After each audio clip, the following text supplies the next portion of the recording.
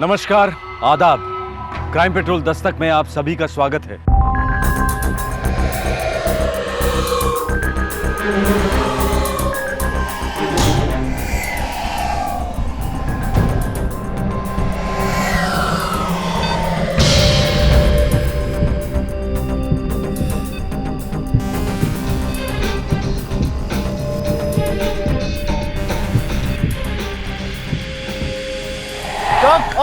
और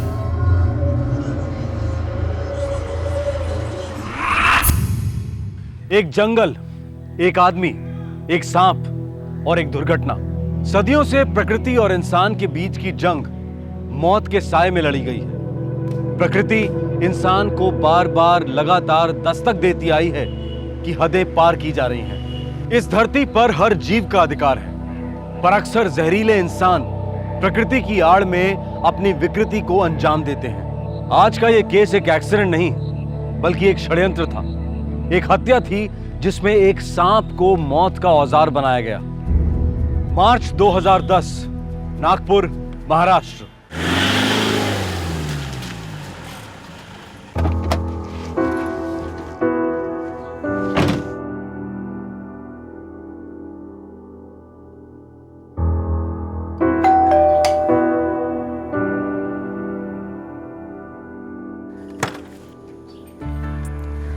नमस्कार वहिनी. अरे सुरेश, ये आतमध्ये. वहिनी, साहेबांनी पाठवलंय. साहेब खुद नहीं आ सके क्या? काय फरक पड़तो आई, बाबा का नहीं आना कोई नई बात तो नहीं है ना. नमस्कार. तसा नहीं है संजय बाबा साहब, माहूर गांव गए कुछ जमीन के सिलसिले में. मैं समझती हूँ सुरेश, तुमने पैसे लाए, ये तो बड़ी बात है. ये तो मैं हो. बेटा, ये पैसे बैंक में डिपॉजिट कर दो. अरे अंदर का ये गुस्सा, ये जहर थूक दे बेटा. जो हुआ सो हुआ. कड़वी यादें जिंदगी खराब कर देती है बेटा. झालं प्रवचन. आई कुछ किताबें खरीदनी. संजय का अभी भी पैसे दिए, लेना उसी से. क्या दादा, सुबह सुबह मूड ऑफ? एक पे कितना चाहिए? 2-4 लाख. नहीं, अभी 500 ही काफी है. क्या भीख के पैसे हैं ये? साहब ने भेजे हैं. साहब को बड़ी चिंता रहती है हमारी. बीच बीच में दिल मेहरबान हो जाता है तो भेज देते हैं. छोड़ो ना दादा, क्या एक ही बात को लेकर आपका रिकॉर्ड बजता रहता है. मुझे ना फुल कॉन्फिडेंस है कि एक दिन ये पैसे चिल्लर होंगे और हम इतने बड़े हो जाएंगे कि आप सोच भी नहीं सकते. तब तक भीख के पैसों पर जिंदा रहना होगा ना. क्या दादा, आप क्यों इतनी नफरत पालते हैं? क्योंकि मेरा हक, तेरा हक और आई का हक, हम तीनों का हक एक नेवला निकल गया है. और जब तक मुझे मेरा हक नहीं मिलता ना, तब तक मैं नफरत पालूंगा बॉस. जम के पालूंगा. ये तो मैं.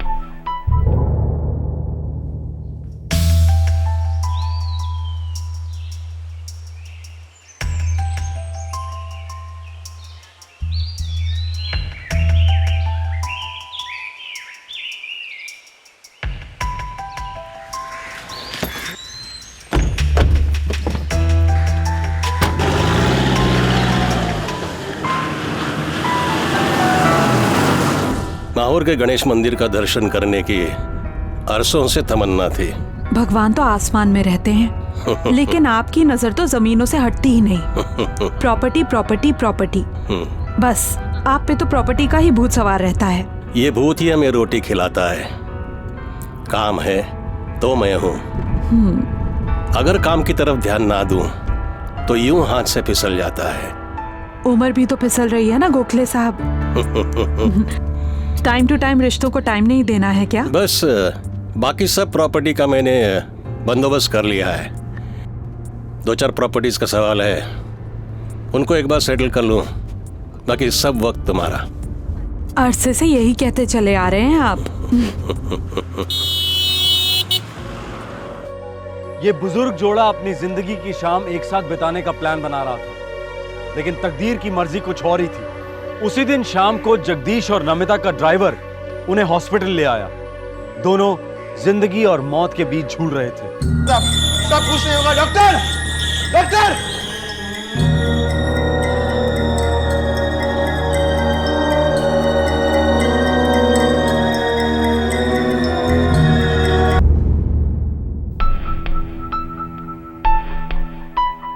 आई एम सॉरी, मैं किसी को बचा नहीं सका। उन दोनों की मौत हो चुकी है। दरअसल तुम जब उन्हें यहाँ लाए थे तब वो दोनों मर चुके थे। सिस्टर, पुलिस को फ़ोन करो, ये पुलिस केस है। Okay sir. हॉस्पिटल पहुंचने से पहले ये दोनों मर चुके थे। थोड़ा जल्दी पहुंचते तो शायद हम इन्हें बचा सकते। फैलता है, ये देखिए, वही जहर, वही सांप। और इन दोनों को उनका ड्राइवर यहाँ लेकर आया। इन दो लाशों को, यस, ड्राइवर ले आया था। क्या पाटिल, एक ही सांप तुम्हारे मालिक और मालकिन दोनों को एक ही टाइम पर डस गया? भाई साहब और मेम सबको माहौर ले जा रहा था। वहाँ के मंदिर में माथा देखना चाहते थे साहब। अचानक साहब ने बीच में गाड़ी रोकने को कहा।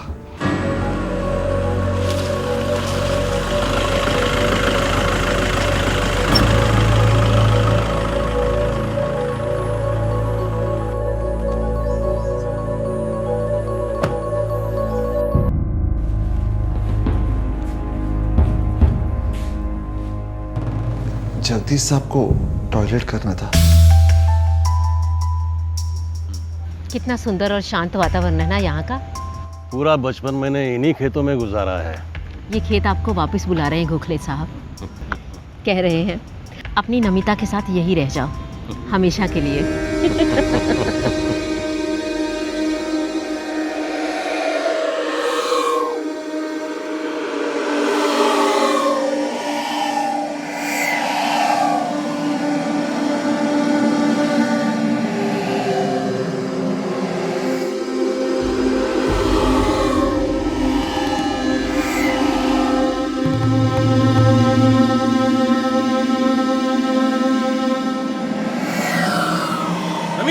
क्या हुआ?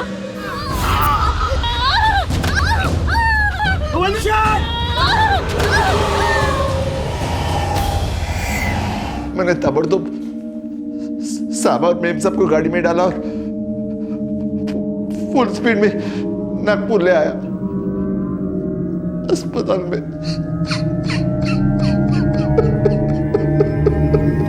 इंस्पेक्टर, मैं 100% श्योर हूँ यह स्नेक बाइट ही है। इसके अलावा कुछ नहीं। ना कोई खरोच, ना कोई जख्म, कुछ भी नहीं। मतलब ये एक एक्सीडेंट केस है, एक अननेचुरल एक्सीडेंट। एक ही सांप ने दो इंसानों को एक के बाद एक डस लिया। ऐसा ही हुआ है। ठीक है, पोस्टमार्टम रिपोर्ट तो आप हमें भिजवा दीजिए और इन दोनों लाशों को फैमिली के हवाले कर दीजिए।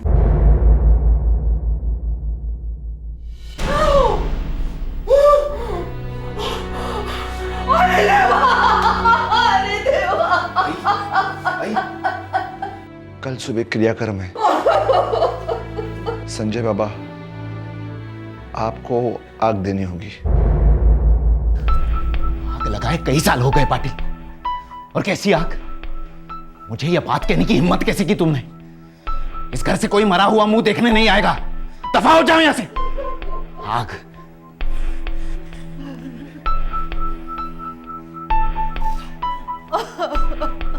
अभी तू क्यों रो रही है? 15 सालों से जब तू रोज घुट घुट कर रोती थी तब कोई आया देखने को तेरे आंसू? सिसकियां सुनाई दी किसी को? वो मेरे पति थे रे, तेरे बाबा। ऐसा बाबा होने से अच्छा है नाजायज लावारिस पैदा होना। संजय! और नहीं तो क्या? जो आदमी तुझे, मुझे और मेरे छोटे भाई को सड़ने के लिए छोड़ता है और किसी दूसरी औरत के साथ शादी करता है, वो मेरा बाबा नहीं हो सकता। तुम्हारा गुस्सा जायज है बेटा, लेकिन अपने आप को नाजायज मत कहो। मेरे सुहाग की लाज रखो बेटा। विदा कराओ अपने बाबा को। बड़े बेटे हो ना, बड़ा दिल रखो बेटा। जाओ बेटा जाओ।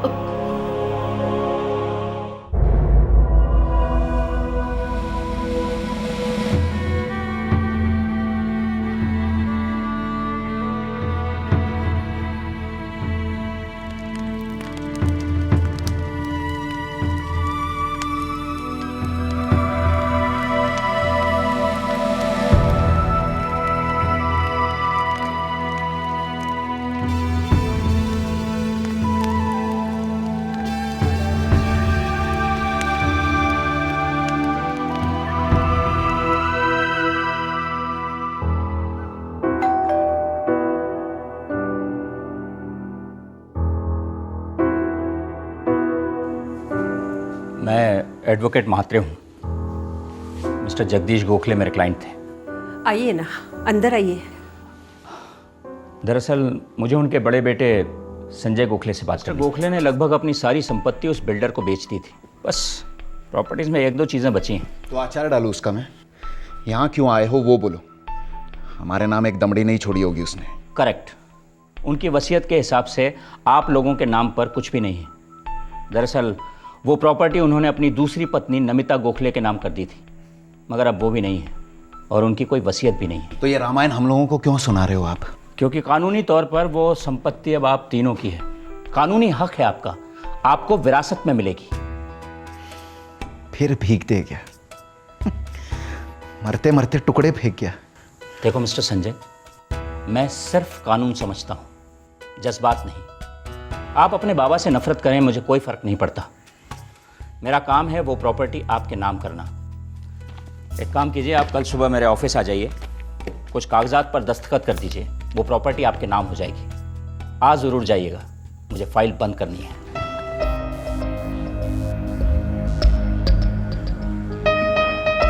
अजीब खेल है तकदीर का, नहीं?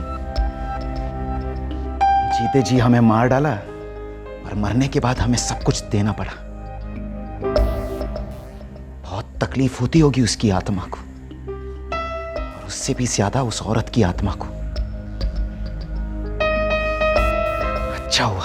बड़े दुर्भाग्य की बात थी कि एक सांप के डसने से जगदीश गोखले और नमिता गोखले की मौत हो गई। दोनों प्रकृति का नजारा एंजॉय कर रहे थे कि अचानक झाड़ी से एक अज्ञात जहरीला, महाजहरीला सांप निकलता है और दोनों को बारी बारी से डस लेता है और वहां से निकल जाता है। भगवान के दर्शन के लिए निकला यह जोड़ा सीधे मौत के घाट पहुंच जाता है। वैसे देखा जाए तो एक असाधारण एक्सीडेंट, लेकिन पुलिस की नजर भी तो असाधारण होती है। चाहे जितना भी हल्का क्यों ना हो, जुर्म का साया नजर से चूकता नहीं। साहब दो तगड़ी प्रॉपर्टीज, दोनों नागपुर के बिल्डर को बेची गोखले ने। पहली अभिषेक बिल्डर को, दूसरी वामन बिल्डर को। मतलब जगदीश गोखले के अकाउंट में बाढ़ आई होगी पैसों की। जबरदस्त साहब, और अपने पीछे एक बहुत बड़ा बंगला भी छोड़ गए हैं। नागरकर, ये जगदीश गोखले और नमिता गोखले, इन दोनों के कितने बच्चे हैं? एक भी नहीं, लेकिन पहली बीवी से दो बच्चे हैं, संजय और अभय। लेकिन प्रॉपर्टी सारी नमिता गोखले के नाम पे थी। अभी नमिता गोखले की डेथ हो गई है, तो बाय डिफॉल्ट ये प्रॉपर्टी संजय, अभय और उनकी माँ के नाम पे जाती है। और सांप को तो प्रॉपर्टी से कुछ लेना देना था नहीं। हो सर। अब एक और बात अटपटी है। क्या? मैंने गोखले के वकील से बात की। उसने बताया कि 6 महीने पहले गोखले की पहली बीवी से जो पहला लड़का है संजय, वो गिरफ्तार हुआ था। किस चार्ज में? उसने गोखले की एक प्रॉपर्टी बिना बताए बेची थी, 2 करोड़ में। और एक बाप ने अपने ही बेटे पे केस कर दिया होगा। हो सर। नागरकर, शहर में कुछ काला है। मुझे लगता है ये एक्सीडेंट हुआ नहीं, करवाया गया। साहब एक बात समझ नहीं आती कि एक सांप एक बार में 2 लोगों को कैसे डस सकता है? यही तो हमें पता करना है नागरकर। हाँ, मैंने बाबा की एक प्रॉपर्टी बेची थी। बाबा ने पुलिस भेजी और मुझे गिरफ्तार करवाया। मैंने 2 करोड़ रुपए बाबा को लौटा दिए। हाँ, मैंने ऐसा किया। ऐसा क्यों किया? क्योंकि मुझे भीख लेना मंजूर नहीं था। कोर्ट ने जितना मेंटेनेंस बोला था उसके ऊपर 1 पैसा नहीं देते थे बाबा। तुम्हें भीख मंजूर नहीं था, लेकिन और पैसों की भूख थी तुम्हें। वो हक था हमारा, मेरा, मेरी माँ का, मेरे भाई का, हम तीनों का। इसलिए तुमने जुर्म किया और अपने ही बाबा के सिग्नेचर की फॉर्जरी की। हाँ, की। तो केस अब कोर्ट में है। जिस दिन तुम्हारे बाबा को और नमिता गोखले को सांप ने डसा, उस दिन तुम कहाँ थे? मैं नागपुर में था। और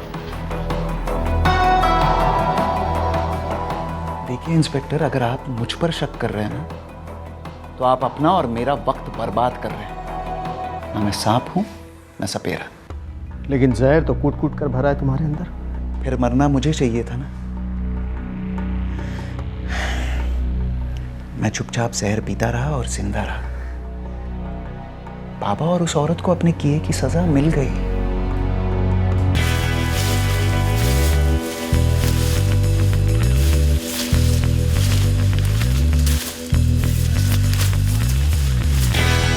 साहब, यहाँ कुछ नहीं मिला। एक बात बताना, अगर सांप ने पहले औरत को, उसके बाद आदमी को काटा, ऐसा क्यों? मतलब गोखले चिल्लाया तो होगा, सांप डरते नहीं क्या? और ड्राइवर भी था वहाँ पे। वह रहा था क्या? दोनों चिल्लाए होंगे, पास में खड़ा था फिर भी कुछ नहीं कर सका। साहब, ड्राइवर के आते ही सांप भाग गया। सांप ने दोनों को डसा, लेकिन ड्राइवर को नहीं डसा। शायद सांप को दो आदमियों को डसने की ही सुपारी दी गई थी। सांप ने वही किया जो सपेरे ने कहा।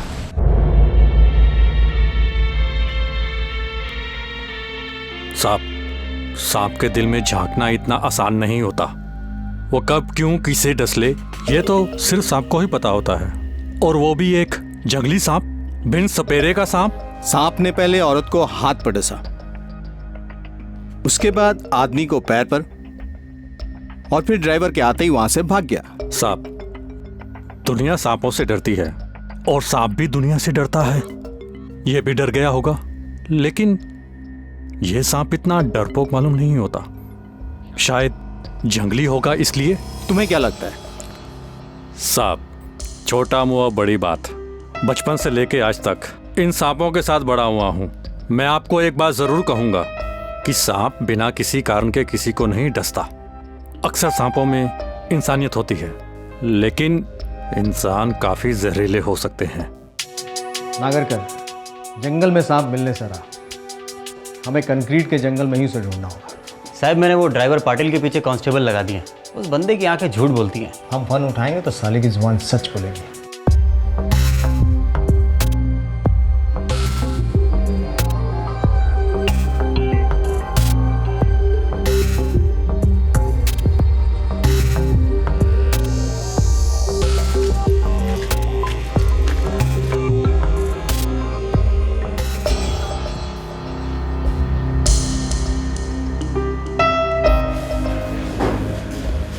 लेगा कुछ तो ले।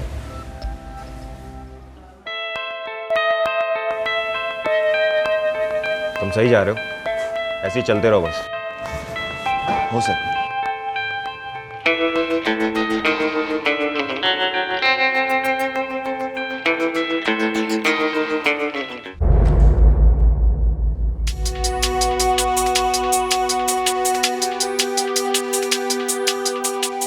ऐसे ही तुमने मुंह खोला था ना, हमें बू आई थी पाटिल, झूठ की बू। 3 साल तक तुमने जगदीश की ड्राइवरी की, फिर अचानक ये यूटर्न क्यों? मैं सच बोलता हूँ साहब और मेम साहब को सांप ने डसा। तो हमने कब कहा कि सांप ने नहीं डसा था? लेकिन ये सांप वहां अपने आप आया नहीं था, इसे वहां लाया गया था। क्यों? ये जोगड़ेकर यहाँ क्या कर रहा है?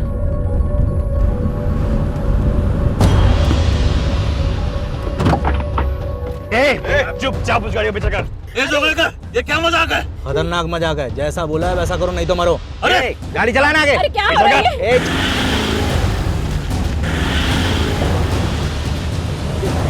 तो क्या कर रहे हो यार? जोगड़ेकर साहब, ये क्या है सब? चुप चुप, गाड़ी चला आगे।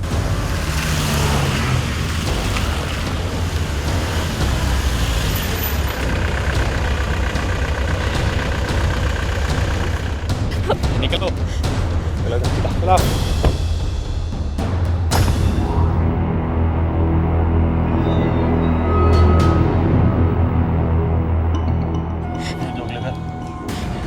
क्या चाहिए तुम्हें?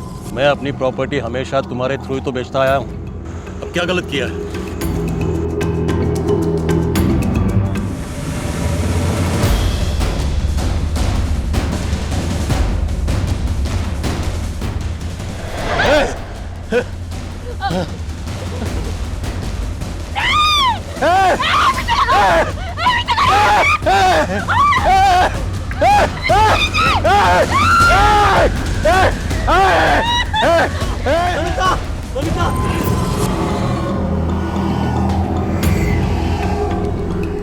तू क्या बोलेगा, तुझे याद है ना? झाड़ियों में से सांप आया, सांप और मेम सबको डस गए। इसी बात पे अड़े रहना, तुझ पे कोई शक नहीं करेगा, और हमारा तो चांस ही नहीं बनता। अगर तूने मुंह खोला तो फिर सांप मुंह खोलेगा। तेरे बीवी तेरे बच्चे ऐसे ही पड़े मिलेंगे, फड़फड़ा के मरे हुए, समझा? हाँ साहब। साहब, उन्होंने बोला था कोई शक नहीं करेगा। बहुत खतरनाक लोग हैं वो सब। धमकी सच हो जाती अगर मैं सच बोलता। मेरी बीवी है साहब, छोटे छोटे बच्चे।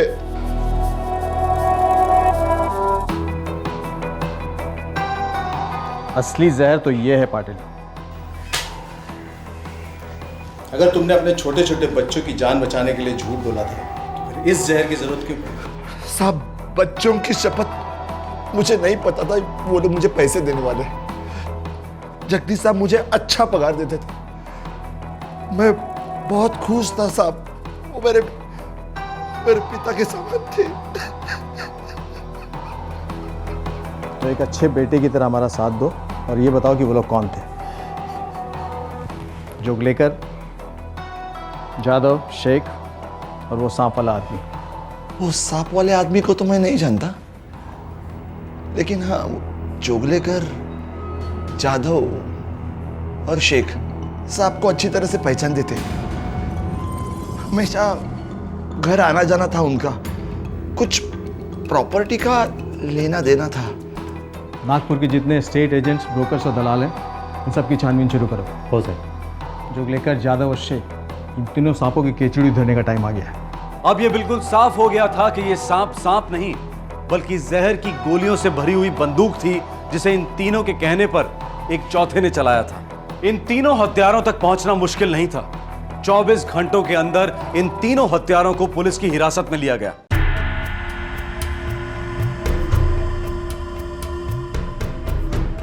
चौथा कौन था? जयदीप। ये जयदीप कौन? वो यवतमल का रहने वाला है साहब, सांपों की ट्रेनिंग करता है।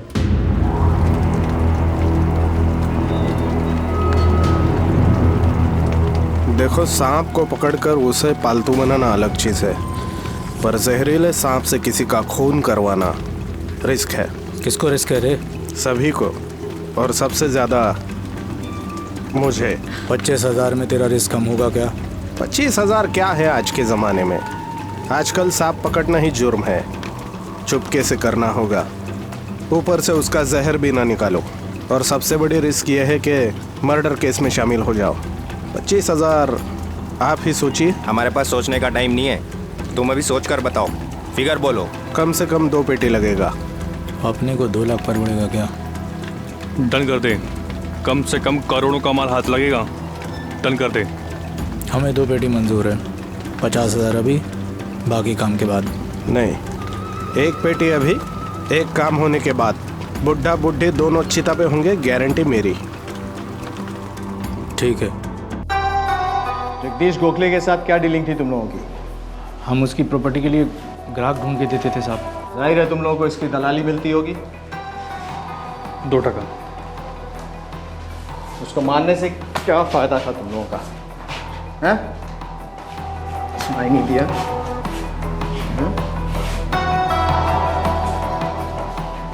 मैं ढंग से पूछ रहा हूँ, उसको मारने की वजह क्या थी? सुपारी ली थी तुम लोगों ने?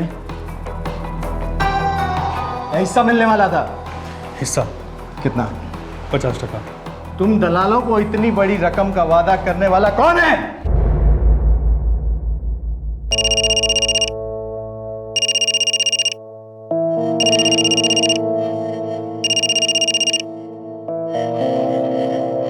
हेलो।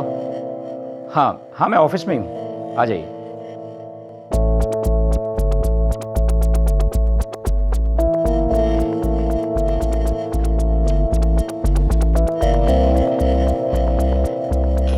इसमें थोड़ा वक्त लगेगा, जैसे ही फॉर्मेलिटीज खत्म हो जाएंगी मैं तुम्हें खुद कांटेक्ट करूंगा।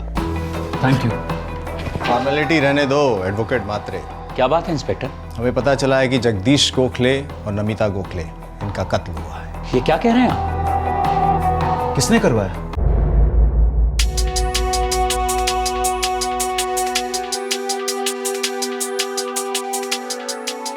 ऐसा केस हम पहली बार देख रहे हैं। मर्डर का हथियार जहरीला सांप, लेकिन अलग अलग बंदूकों और गोलियों की तरह जहर भी अलग अलग तरीके के होते हैं। एक होता है नफरत का जहर और एक लालच का। तुमने सांप में कौन से जहर की गोली भरी थी संजय? लालच या नफरत? तुम्हारी मारो। हिम्मत कैसे हुई तुम्हारी? किससे पूछकर तुमने प्रॉपर्टी बेची? वो प्रॉपर्टी मेरी है, बेचू दान में दूं, जो दिल में आए करूं। वो प्रॉपर्टी मेरी है, सिर्फ मेरी। गलत। वो पहले दादाजी की थी, फिर आपकी हुई। मेरा अब उस पर हक बनता है। जब तक मैं ना दूं हक नहीं बनता। अहो चूक झाली त्याची, गलती हुई लड़के से। देवयानी, गलती और जुर्म इसमें फर्क समझो। इसने मेरी पीठ पीछे फॉर्जरी करके 2 करोड़ की प्रॉपर्टी बेची है। कम से कम 7 साल की सजा होगी इसे। चुपचाप सारा पैसा लौटा दो, वरना कोर्ट ले जाऊंगा। हाथ जोड़ती हूँ, ऐसा मत कीजिए। देवयानी, एक चोर के लिए क्यों अपने आप को इतनी तकलीफ देती हो? अरे नालायक है ये। हाँ नालायक हूं मैं, लेकिन क्यों हूं नालायक? क्योंकि मेरा बाप मुझे लायक नहीं समझता, मेरी माँ को और मेरे भाई को लायक नहीं समझता। कूड़े कचरे की तरह उठाकर फेंक दिया और दूसरी औरत के साथ शादी कर ली। यही है तुम्हारी लायकी। फोड़ा ना। इस मामले में दखल देने की औकात नहीं है तुम्हारी। उस बिल्डर से जो पैसे लिए थे ना, चुपचाप वापस कर दो, वरना कोर्ट ले जाऊंगा। सजा होगी तुम्हें। 15 सालों से सजा हो रही है हम सबको, और क्या सजा दिलवाओगे आप?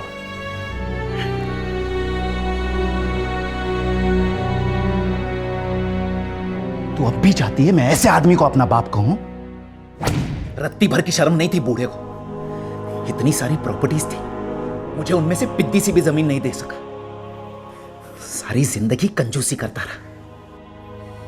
कोई मायने नहीं रखती उसकी जिंदगी मेरे लिए।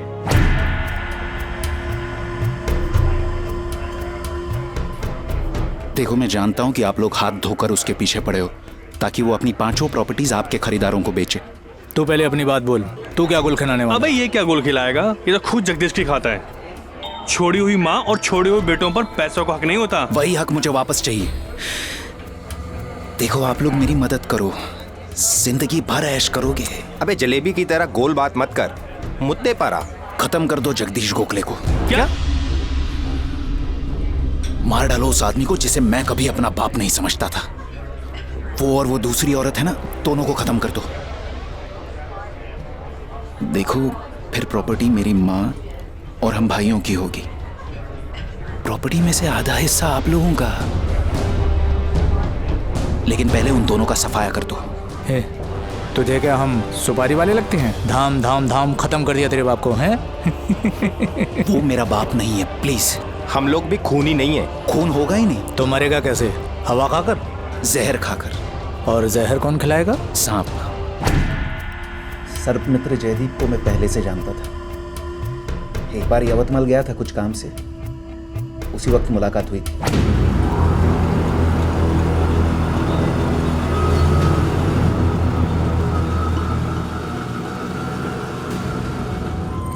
ये क्या लेकर घूम रहे हो भाई? सांप वाप है क्या? सांप के पेटी में सांप ही होगा ना, लेकिन आप डरिए मत, ये सांप जहरीला नहीं है, काटेगा नहीं। अच्छा, सपेरे हो क्या? नहीं नहीं, मैं सर्प मित्र हूँ। बचपन से मेरी सांपों के साथ दोस्ती है। मैं उन्हें लोगों से बचाता हूँ और सफेरों के हवाले करता हूँ। सांप पकड़ना मेरा शौक है। बड़ा अच्छा शौक पालते हो। दाद देनी होगी तुम्हारी प्लानिंग की, लेकिन तुम्हें यह नहीं सोचना चाहिए था कि हम हमेशा अंधकार में रहेंगे। सर, सांप नहीं मिला। सर, मैं इनको बोल चुका हूँ, सांप को मैंने कब का जंगल में छोड़ दिया। जिंदा हथियार था इंस्पेक्टर। हत्यारा तो मिल गया आपको, लेकिन हथियार नहीं। तो बिना हथियार के कोर्ट में मुश्किल होगी। लेके जाओ इन सबको।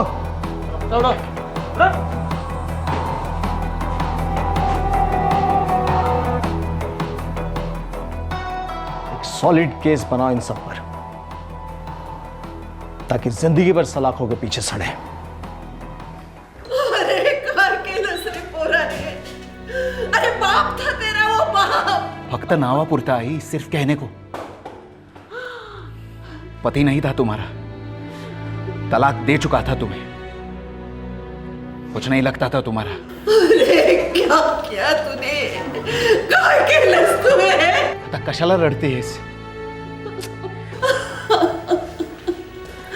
देवा परमेश्वरा, अरे क्या हुआ है? ये क्या हुआ? क्या हुआ?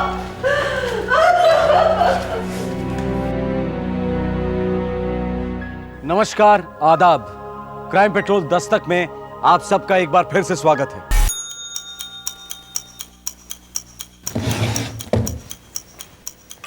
मेन साहब। हाँ, मैं जरा बाजार से सब्जी लेकर आती हूँ। ठीक है, जल्दी आना, देर मत करना। जी मेन साहब।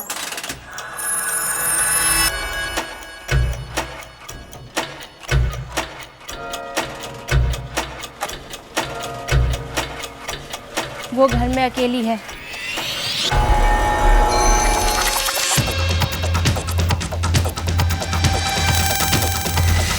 अरे तुम अंदर कैसे आए? मैंने तो डोरबेल की आवाज ही नहीं सुनी।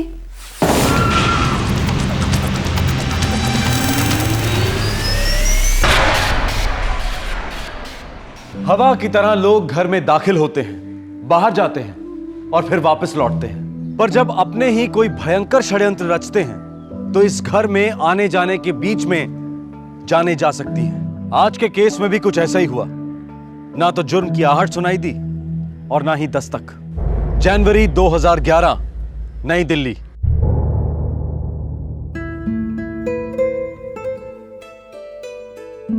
सुधा, पक्का तुम पूरी तरह खुश हो ना इस फैसले से? हाँ शंकर, मुझे कभी डाउट मत करना। एक्चुअली सुधा, बहुत बड़ा फैसला है ये। हम दोनों को एक फॉरेन कंट्री में शिफ्ट होना है और शायद हमेशा के लिए।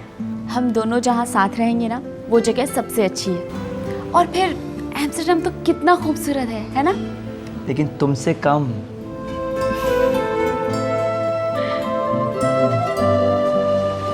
अच्छा सुधा, मैं चलता हूँ, शाम को मिलते हैं।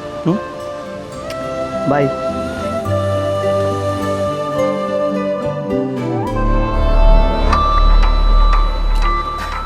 नमस्ते साहब। नमस्ते।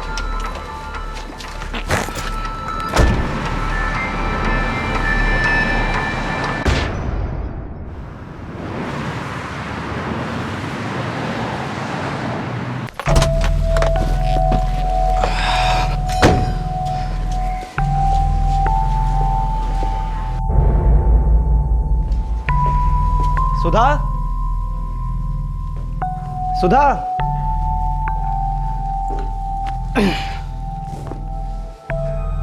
सुधा, कहाँ हो सुधा? सुधा, सुधा, सुधा, सुधा, सुधा, सुधा, जवाब दो। सुधा!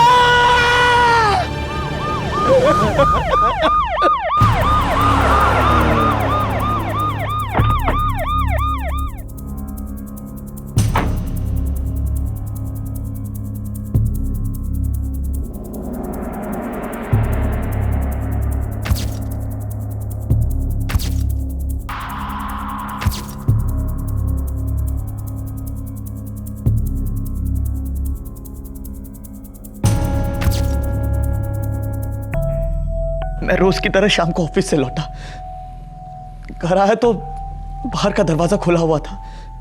अंदर आया तो देखा सुधा इस हालत में पड़ी हुई थी। सर, चोरी या लूटपाट जैसा कुछ भी नहीं है। अलमारी में सब कुछ सही सलामत है। ऐसी और कोई चीज गायब है जो हमारी नजर से चूक गई हो? जी, मेरी बीवी का मोबाइल और उसका लैपटॉप कहीं दिखाई नहीं दे रहा है। आपको कैसे पता चला कि मोबाइल और लैपटॉप गायब है? सर, मैं हमारी नौकरानी गीता को फोन करना चाह रहा था। उसका नंबर सुधा के मोबाइल फोन में होता। मोबाइल ढूंढा लेकिन कहीं नहीं मिला। सुधा ने अपने सभी नंबर्स लैपटॉप में भी सेव किए थे, लेकिन लैपटॉप भी कहीं नहीं दिखा। तो अपनी पत्नी की लाश देखकर आपको नौकरानी को फोन करने की क्या सूझी? इंस्पेक्टर साहब, हमारी नौकरानी गीता दिन भर हमारे घर में रहा करती थी। आज नहीं थी, इसलिए मैं पता लगाना चाह रहा था बस। तो उसके बाद आपने हमें फोन किया? जी। नौकरानी का नाम पता? नौकरानी का नाम गीता है। उसका एड्रेस मैं नहीं जानता, लेकिन हाँ, वो कुछ पिछले 1 महीने से हमारे घर में काम कर रही थी। पत्नी ने कभी बताया नहीं कि किसके थ्रू आई थी? मैं इन बातों पे कभी ध्यान नहीं दिया करता था। आपके बेडरूम में आपकी बीवी की लाश के पास चाय के 3 कप मिले। बेडरूम में 3 कप। ऐसे कोई जान पहचान वाले हैं जो इतने करीब के हैं कि उन्हें आपकी वाइफ के बेडरूम में दाखिला मिल जाए? जी, मुझे इस बारे में कोई आइडिया नहीं है। आपकी पत्नी ने आपको कुछ नहीं बताया? सुधा ने इस बारे में कोई जिक्र नहीं किया। मैंने सुधा को ऑफिस से फोन भी किया था, दोपहर 3 बजे के आसपास। हाँ सुधा, 7 फेब के टिकट्स मिल रहे हैं एम्स्टर्डम के। डील भी अच्छी मिल रही है, लेकिन ये तुम्हारी पैकिंग के हिसाब से ठीक रहेगा ना? हाँ हाँ हो जाएगी। लेकिन मैं कह रही थी, हाँ कहो ना। अगर हम 2 दिनों के लिए बनारस चलें तो मम्मी पापा से मिल लेती जाने से पहले। Sure, why not. लेकिन आपके माँ बाबूजी भी तो आ रहे हैं ना। स्वीटहार्ट, जितने मेरे पेरेंट्स इंपॉर्टेंट है उतने तुम्हारे पेरेंट्स भी इंपॉर्टेंट हैं। और मेरे पेरेंट्स 5 तारीख को आ रहे हैं, तो हम एक काम करते हैं, 2 को वाराणसी जाते हैं और 4 को वापस आ जाएंगे। तो ठीक है, फिर मैं वाराणसी और एम्स्टर्डम दोनों के टिकट्स अभी ऑनलाइन बुक कर लेता हूँ। ओके ठीक है। इस फोन कॉल के दौरान भी सुधा ने घर में किसी मेहमान के आने के बारे में कोई जिक्र नहीं किया। आप साउथ के हैं और आपकी बीवी वाराणसी की थी? जी, मैं चेन्नई से हूँ। हमारी लव मैरिज हुई थी। सर, लगभग 4 बजे सुधा रमन के सेल पर इस लैंडलाइन नंबर से फ़ोन आया था। ये किसी पीसीओ का नंबर है सर। मेडिकल टीम ने कत्ल का टाइमिंग क्या बताया? सर 5 से 5:30 के बीच में। और वो पीसीओ, उसका कुछ सुराग मिला? वो सुधा और शंकर के घर के पास में ही है सर, मारुति विहार में, 10 मिनट पैदल।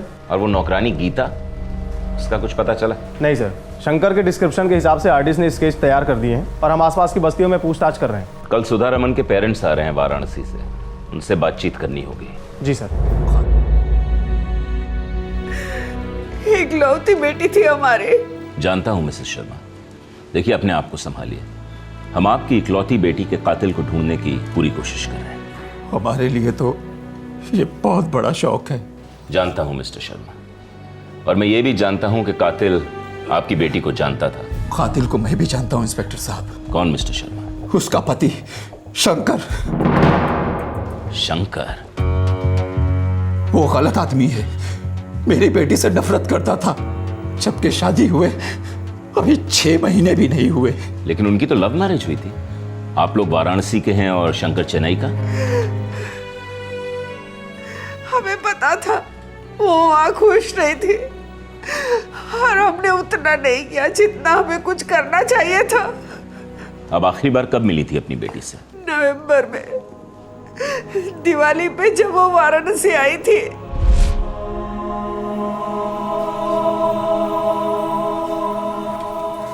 बेटा शंकर क्यों नहीं आया तुम्हारे साथ? तुम दोनों की पहली दिवाली है यहाँ, उसे भी तो साथ आना चाहिए था। पापा वो ऑफिस के किसी काम से बिजी थे। बेटा तू खुश तो है ना? हाँ माँ। सुधा, तुम्हारा चेहरा कुछ, तुम कुछ और तुम्हारी आंखें कुछ और ही कह रही है। क्या बात है? पापा मैं इस बारे में कुछ भी नहीं कहना चाहती। इनफैक्ट मैं अपनी शादी डिस्कस ही नहीं करना चाहती।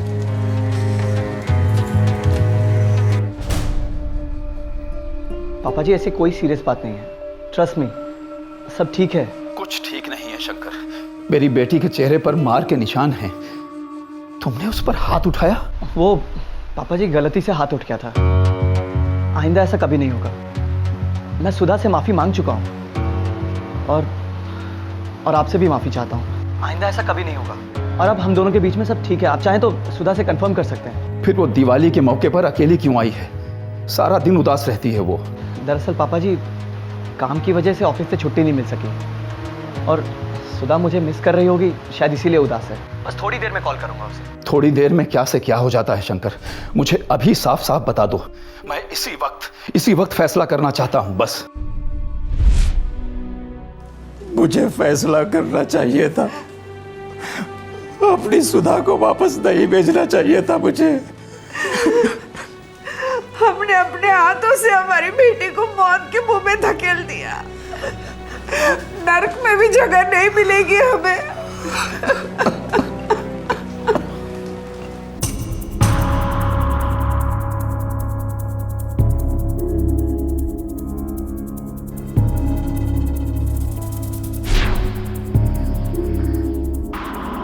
तुम्हारे सास ससुर तुम्हें ही कातिल मानते हैं।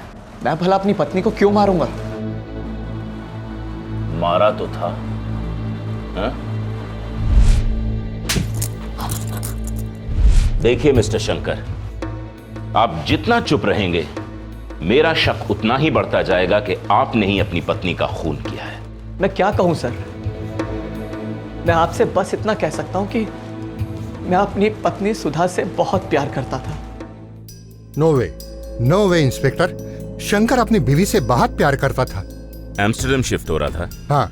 क्यों? एम्स्टर्डम में हम एक नया ऑफिस सेटअप लगा रहे हैं और उसका हेड होने की ऑफर हमने उसे दी थी और उसने एक्सेप्ट भी कर ली थी। 7 फरवरी की फ्लाइट थी इन दोनों की और 10 फरवरी को उसकी ड्यूटी शुरू भी होने वाली थी। सब कुछ सेट था। पता नहीं अचानक ये 29 जनवरी 2011 सुधा रमन मर्डर की शाम। शंकर कहाँ था? कम ऑन इंस्पेक्टर, मैं आपसे पहले भी कह चुका हूँ, वो किसी का खून नहीं कर सकता, खास करके अपनी बीवी का बिल्कुल नहीं कर सकता। सर, चाय के कप पर जो उंगलियों के निशान मिले हैं वो शंकर के फिंगरप्रिंट से मैच नहीं करते हैं सर। और फोन रिकॉर्ड्स? सर, शंकर ने कहा था कि उस दिन उसने 3 बजे सुधा को फोन किया था। सच है सर, रिकॉर्ड्स में है। और उसके बाद उसने जितने भी फोन किए थे वो सब ऑफिस के काम से थे। और वो पीसीओ जहां से सुधा के सेल पे फोन आया था उसका क्या? नहीं सर, वहां से कुछ भी नहीं मिला। पीसीओ वाले को एज यूजुअल कुछ भी याद नहीं है कि किसने फोन किया था। और सुधा के सेल पर उस पीसीओ से पहले कभी भी फोन नहीं आया था और ना उसके बाद आया था। शंकर चालाक है, उसने किसी को सुपारी दी होगी। सर, चाय के कप बेडरूम में, दरवाजा खुला था। कातिल कोई इनका पहचान वाला लगता है सर। पड़ोसियों से बातचीत हुई? जी सर, सब बोल रहे हैं कि उन्होंने किसी भी अजनबी को अंदर बाहर आते जाते नहीं देखा। एक्चुअली शाम का टाइम था ना सर। इन दोनों के रिश्ते के बारे में पड़ोसी ने कुछ कहा? सब अच्छा बोल रहे हैं सर। और वो नौकरानी, उसका क्या? नमस्ते साहब। नमस्ते। नहीं सर, उसके बारे में कोई नहीं जानता है। एक्चुअली वो किसी और घर में काम करती नहीं थी, इनके यहाँ फुल टाइम थी और मोहल्ले में नई थी। मिस्टर शंकर, आप कह रहे हैं कि आप बहुत अच्छे हैं, लेकिन हमें नहीं लगता कि आप बहुत सच्चे हैं। और सच जानने के लिए हम कुछ भी कर सकते हैं। इन शॉर्ट, आपकी धुलाई भी कर सकते हैं, जो मैं करना नहीं चाहता।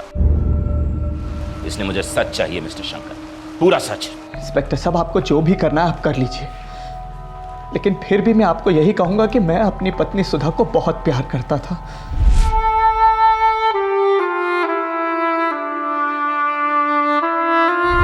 आपके घर कोई जान पहचान वाला आदमी ही आया था मिस्टर शंकर।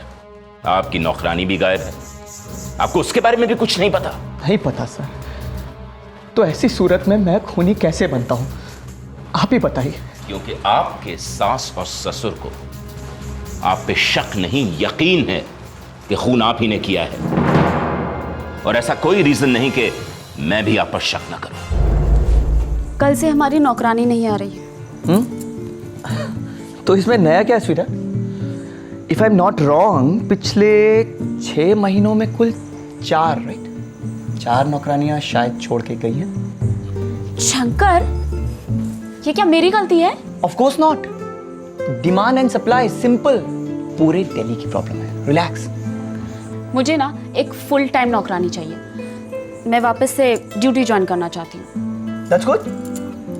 रख लो ना फुल टाइम नौकरानी एंड ज्वाइन कर लो full time duty with immediate effect. But please hold on, ये मत एक्सपेक्ट करना कि मैं ये सब कुछ छोड़ छाड़ के तुम्हारी ये फुल टाइम नौकरानी ढूंढने में तुम्हारी मदद करूंगा।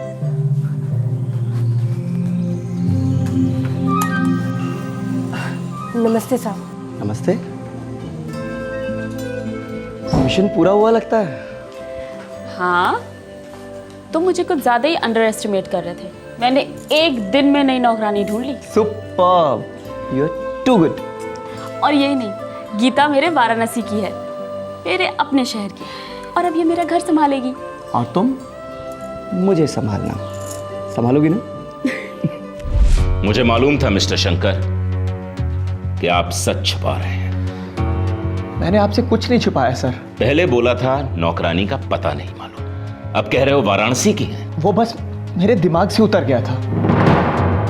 पूरी वाराणसी छान मारो, इस गीता का स्केच फ्लैश करो। या तो ये नौकरानी गीता इस केस में शामिल है, या अपना हीरो शंकर कोई बहुत बड़ा गेम खेल रहा है। Yes doctor? हाँ, मर्डर गला घोटने से ही हुआ है। तो फिर आपने उस दिन पूछा था ना कि कोई सेक्सुअल असॉल्ट हुआ है या नहीं? हाँ, और आपने ना कहा था।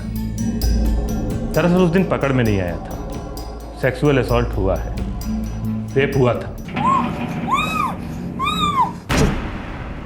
ओह, आई सी। और एक बात। क्या डॉक्टर? रेप 2 लोगों ने मिलकर किया था। हमें 2 सीमेन सैंपल्स मिले हैं, दोनों अजनबियों के हैं। मिस्टर शंकर का तो नहीं है।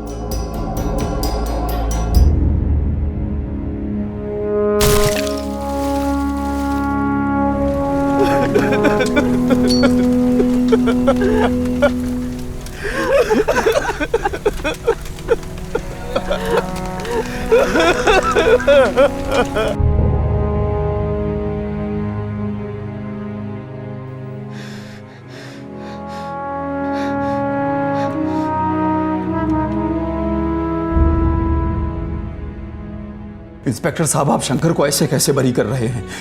वो मेरी बेटी का कातिल है। देखिए, हमने आपके दामाद का अच्छी तरह से इंटेरोगेशन किया है और हमें उसके खिलाफ एक भी ठोस सबूत नहीं मिला कि हम उसे गिरफ्तार कर सकें। तो फिर अगर उसने नहीं किया तो फिर किसने किया है? 2 आदमियों ने, जिन्होंने आपकी बेटी का मर्डर करने से पहले उसका बलात्कार किया। मिस्टर शर्मा,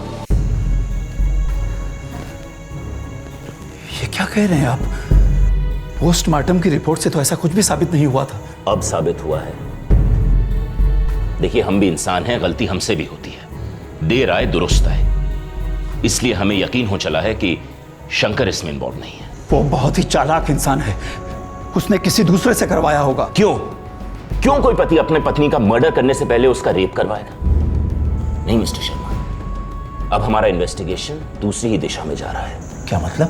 हमें शक है कि आप ही के वाराणसी से आई हुई नौकरानी का इस केस से बहुत गहरा ताल्लुक है और ये केस बदले के लिए किया गया है। कोई आपकी बेटी से बदला लेना चाह रहा था। लेकिन हमारी बेटी ने कभी किसी का कुछ नहीं बिगाड़ा था। दिल टूटने से दिमाग अक्सर बुरी तरह से बिगड़ जाते हैं मिस्टर शर्मा। आपकी बेटी सुधा का कोई बॉयफ्रेंड था? देखिए, अब सच बोलने की बारी आप लोगों की है।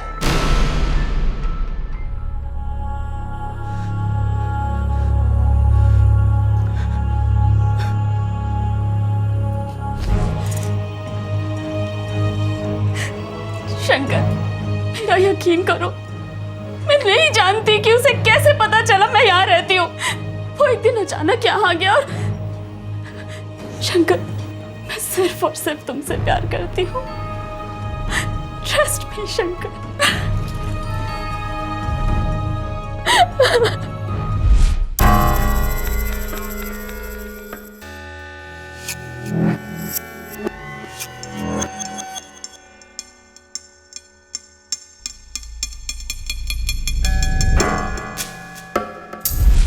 आज पहली बार आया था वो?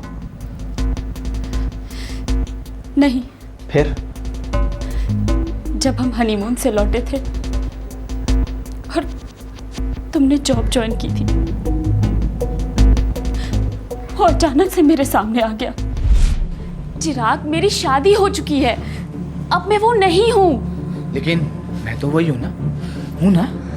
और तुम सिर्फ मेरी हो सुधा, सिर्फ मेरी। नो चिराग, मैंने शंकर से शादी की है। कैसी शादी? हाँ, 1-2 बार इंटरनेट पे चैटिंग कर ली और शादी कर ली। हाँ, तुम्हारे माँ बाप भी राजी हो गए। मैं इस शादी को नहीं मानता। मैं शंकर से प्यार करती हूँ। और हमारे बीच जो था वो क्या था? वो प्यार नहीं था सुधा। बोलो सुधा, वो प्यार नहीं था। सुधा, तुम सिर्फ मेरी हो और तुम सिर्फ मेरी रहोगी। हमारे वाराणसी में कपड़े की एक दुकान है, उस दुकान के मालिक का बेटा है ये चिराग। वो हमेशा हमारी सुधा को बहकाने की कोशिश किया करता था। लेकिन हमारी बेटी ऐसी नहीं थी, वो उसकी चाल में कभी फंसी नहीं थी। दरअसल जब सुधा ने शादी की तो चिराग को नहीं पता था कि सुधा कहाँ है, किस शहर में है, और हमने भी उसे पता नहीं लगने दिया कि सुधा कहाँ है। लेकिन उसने पता कर लिया और उसके बाद जो उसने किया वो हम उससे उगलवाएंगे। मुझे इस चिराग की पूरी डिटेल्स चाहिए मिस्टर शर्मा, पूरी डिटेल्स। सुधा की हत्या के ठीक 1 महीने के बाद उसके अतीत की प्रेम कहानी पुलिस के सामने उभरने लगी। लेकिन हैरानी की बात यह थी कि सुधा का पति शंकर रमन इस बारे में बिल्कुल खामोश था। लेकिन पुलिस को यह बात जमी नहीं। संदेह होना स्वाभाविक था, क्योंकि जब लोग किश्तों में सच बोलते हैं तब शक का पिटारा खोलते हैं। सामने वाला समझ जाता है कि जितना दिखता है उससे ज्यादा छुपा है। मिस्टर शंकर, चलिए आप भूल गए कि आपकी मेड वाराणसी की थी, लेकिन आपकी बीवी का एक्स बॉयफ्रेंड आपके घर आता जाता था। यह बात आपने हमसे क्यों छिपाई? मिस्टर शंकर, अब बिना कुछ भूले, बिना कुछ छुपाए, सब कुछ जुबान पर ले आइए। इंस्पेक्टर साहब, मैं आपसे पहले भी कहता आया हूं और एक बार फिर कह रहा हूं कि मेरी पत्नी का इस आदमी से कोई लेना देना नहीं था, बल्कि ये आदमी मेरी पत्नी को परेशान कर रहा था। तो आपने अपनी पत्नी की मदद क्यों नहीं की? आखिर पति थे आप उसके, डर किस बात का था? वो अब भी आता है ना इधर, रोज आता है।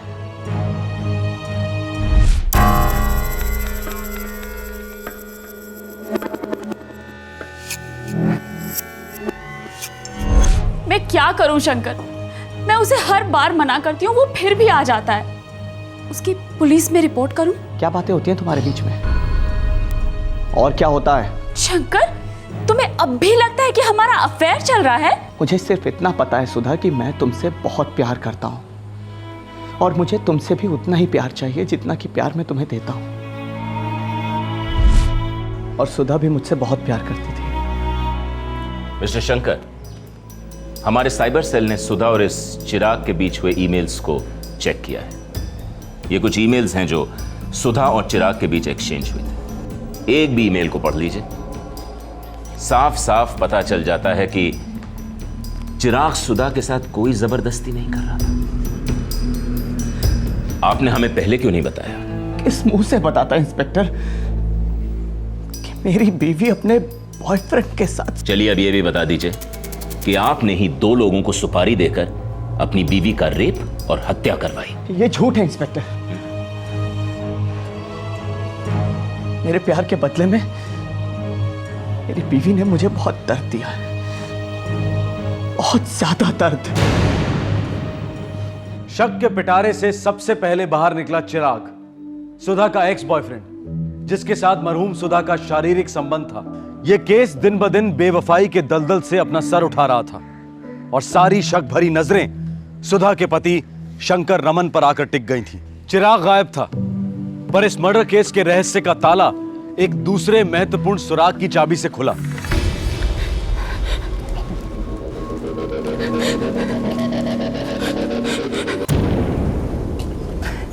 नमस्ते साहब।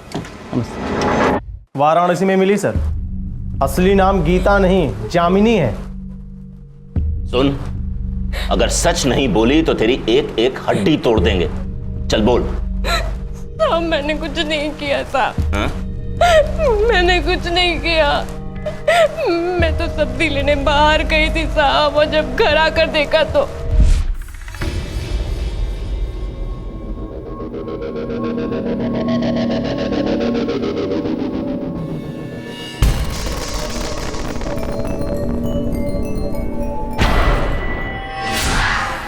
मेम साहब, मेम साहब, मेम साहब, मेम साहब! बेल नहीं बजाई? हाँ, ताला खोल के अंदर घुसी। पता था बेल बजाने का कोई फायदा तो है नहीं। मेम साहब तो अंदर मरी पड़ी होगी ना? नहीं साहब, मुझे नहीं पता था कि वो लोग ये करने आए थे। मेम साहब, मैं तरकारी लेने के लिए बाहर जा रही हूँ। हाँ ठीक है, लेकिन जल्दी आना, देर मत करना। जी।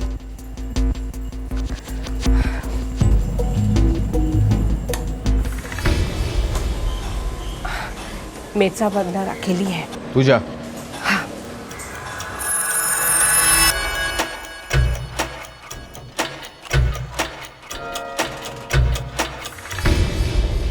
अरे तुम अंदर कैसे आए? मैंने तो डोरबेल की आवाज भी नहीं सुनी।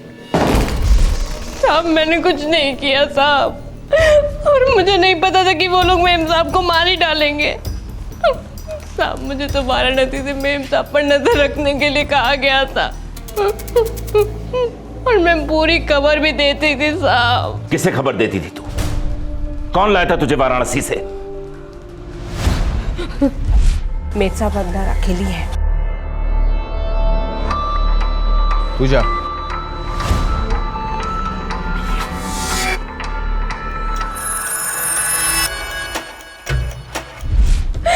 चिराग साहब हमें वाराणसी में मिले थे, बोले अच्छा काम है और अच्छे पैसे भी मिलेंगे साहब। दिल्ली? दिल्ली तो साहब बहुत दूर है। 3 गुना पैसे भी तो दे रहा हूँ। घर की मालकिन जितना देगी उसका दुगना मैं तुम्हें दूंगा। ऐसा क्यों साहब? ज्यादा सवाल मत पूछ, बोल काम करेगी या नहीं? घर के काम के अलावा कुछ गलत काम तो नहीं है ना साहब? कोई गलत काम नहीं है। तुम्हें सुबह शाम घर के काम करने और घर में क्या क्या हो रहा है वो मुझे बताना है। मतलब? घर का साहब कब बाहर जाता है, उनके बीच में क्या क्या बातें होती है, उनमें क्या क्या झगड़े होते हैं, सब कुछ बताना है। इन शॉर्ट जामिनी, तुम्हें मेरे लिए जासूसी करनी है। साहब कोई खतरा तो नहीं है ना? है, मुझसे। अगर मुझसे गद्दारी करोगी तो मार दूंगा। बस चुपचाप ढंग से मेरा काम करती जाओ।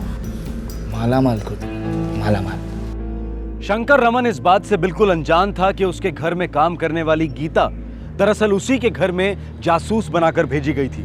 चिराग को सुधा के थ्रू पता चला था कि सुधा को एक फुल टाइम काम करने वाली बाई की जरूरत थी और उसने इसी बात का फायदा उठाया। चिराग चाहता था कि सुधा और वो पहले की तरह एक हो जाएं। सुधा उसकी और सिर्फ उसकी बनी रहे। तो फिर इस हत्या का मकसद क्या था?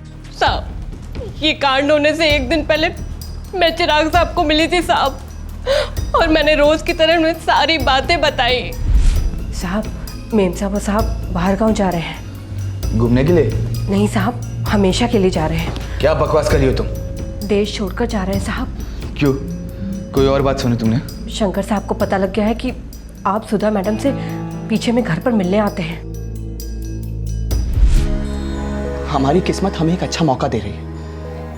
मुझे एम्स्टर्डम में पोस्टिंग मिल रही है। एम्स्टर्डम? हाँ सुधा, 4 साल मिनिमम। तुम चलोगी ना मेरे साथ? नहीं आना चाहती तो कोई बात नहीं, मैं तुम्हारे साथ जबरदस्ती नहीं करूंगा। सुधा तुम चाहो तो उस लड़के चिराग के साथ ये मामला सेटल करके मुझे बाद में ज्वाइन कर सकती हो, या फिर जो तुम्हारा दिल कहता है वो करो। मेरा दिल ये कहता है कि तुम मेरे पति हो और जहां तुम जाओगे मैं भी वहीं रहूंगी, चाहे कुछ भी हो जाए। मैं कल शाम को 4:30 बजे घर पे आऊंगा। तुम कोई भी बहाना बनाना और बाहर चली जाना।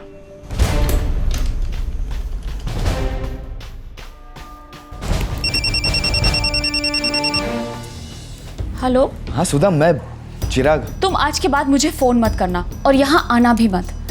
रोज फोन भी करूंगा, रोज मिलने भी आऊंगा। और कितना बर्बाद करना चाहते हो मुझे तुम? मिलके बताता हूँ ना। मैंने फैसला कर लिया है। This is the end. मैं शंकर के साथ एम्स्टर्डम जा रही हूँ, हमेशा हमेशा के लिए। देखो चिराग, तुम एक अच्छी सी लड़की ढूंढकर उससे शादी कर लो, अपनी लाइफ जियो और मुझे अपनी लाइफ जीने दो। लेकिन एक आखिरी बार मुझसे मिल लो प्लीज। इस तरह फोन पे बाय मत बोलो। एक लास्ट टाइम प्लीज। ठीक है, एक लास्ट बार। Thank you.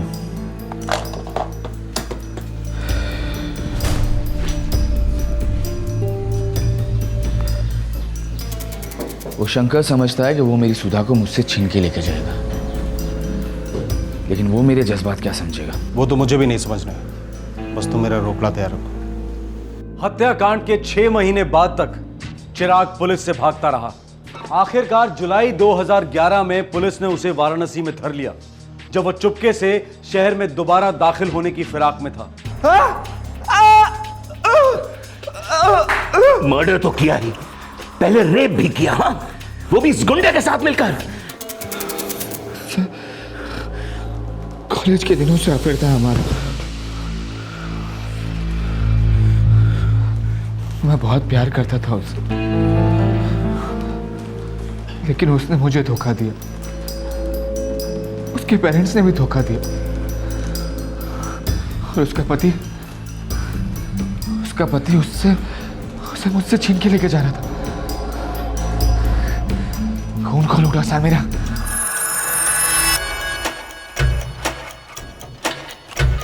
अरे तुम अंदर कैसे आए? मैंने तो बेल की आवाज भी नहीं सुनी। मेरे दिल की धड़कन इस बैल से ऊंची, तुम्हें वो सुनाई नहीं देती प्लीज चिराग, हम यहाँ आखिरी बार मिल रहे हैं बाय कहने के लिए। अरे ये कौन है? ये मेरा दोस्त है और पार्टनर भी। सुधा, सुधा तुम मुझे छोड़ के नहीं जा सकती। सुधा, सुधा मैं तुमसे बहुत प्यार करता हूँ सुधा, और हम तुम्हें कहीं जाने नहीं देंगे सुधा। ये तुम क्या कह रहे हो? हाँ सुधा।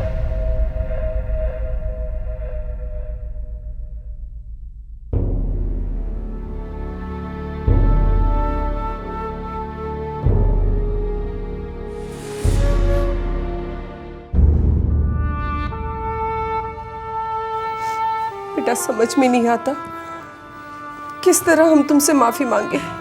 रहने दीजिए मम्मी जी, माफी की कोई जरूरत नहीं। पापा मैं सुधा से बहुत प्यार करता था और करता रहूंगा।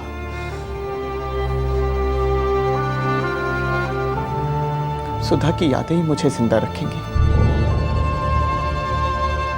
शादी के पहले के रिश्तों के पत्ते अपने पार्टनर के सामने रखना या ना रखना, यह एक व्यक्तिगत, एक पर्सनल चॉइस है। लेकिन शादी के बाद अतीत के रिश्ते की आग को सुलगाना ना सिर्फ अनैतिक और गैर कानूनी है, बल्कि वो बहुत घातक भी साबित हो सकता है। वासना और जलन एक ही सिक्के के दो पहलू हैं, और जब ये दोनों मिलकर दस्तक देते हैं तब प्यार का गला घुटना तय हो जाता है। सावधान रहें, जरूरी नहीं कि पहला प्यार सच्चा प्यार होता है, पर हां, सच्चा प्यार कभी खून नहीं बहाता। आपसे फिर मुलाकात होगी, तब तक अपना ख्याल रखें, सुरक्षित रहें। जय हिंद। इस तरह के और भी एपिसोड देखने के लिए हमारे चैनल को सब्सक्राइब करें और बेल आइकन दबाना ना भूलें।